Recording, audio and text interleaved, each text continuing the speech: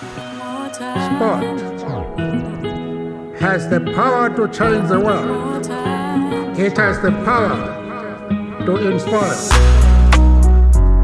It has the power to unite people in a way that lifts us up. Nilipotambua kuna baya kwenye jema, ndipo nikagundua kuna vingi ukisoma. Nilishahadisiwa hadithi nyingi na mama alinusia kufanya yaliyo mema. Zipo kila kona, nyingine kwenye vitabu, stori za Wachina, Mjerumani na Mwarabu. Yamebaki majina mengine na wapatabu, wasio na hatia kwenye utumwa wa mababu. Napata gazabu hadithi ya sungula na fisi, Delila na Samsoni na Wafilisti. Stori kusomotoni, sioni taswira halisi, paka na kengele za habunu wasi.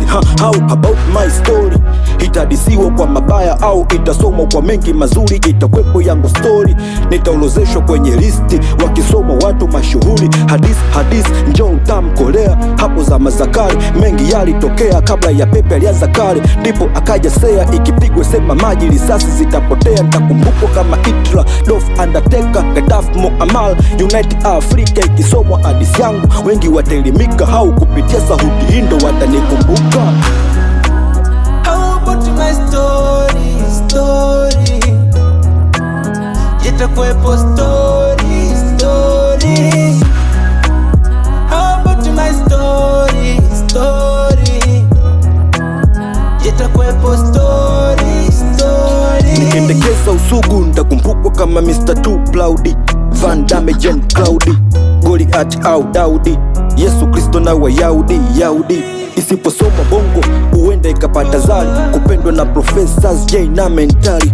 Hadithi yangu itafanana na Bob Laki kama Dube au kichwani kama Male. Kitajwa mimi atatajwa na mwanangu, kwenye ukoo Tanzanani babu au babangu. Mwana na lol tatajwa jina la mamangu, au kwenye hadithi ya watosika ndugu zangu. Sodoma na Gomora zishapita karne, Nuhu na Safina zishapita karne. Story ya Mwamposa kwenye list ya manabii, mtamkumbuka kwani Musa wa Vumba na Manemane. Hadithi yangu wengi tawasisimua, katikati ya story tamtaja Magufuli. Hadithi ya Nyerere nitaikumbuka Tanganyika, story ya Mandela nitaifuata kwa mkabulu.